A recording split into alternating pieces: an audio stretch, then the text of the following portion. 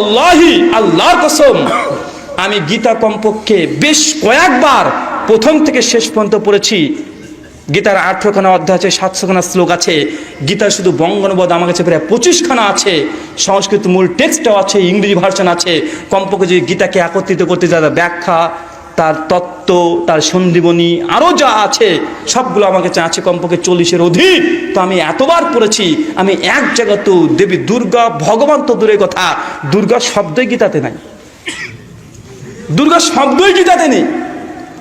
উনি তখন একজন তখন বলছে, মৌলভী সাহেব আসলে আমরাও জানি আসলে আমাদের এই হিন্দু ধর্মে মূর্তি পূজা বলে কিছু নেই। আমি তখন বলছি যে কাকে বুঝাচ্ছিলাম রে ভাই, এতক্ষণ সময়টা লস।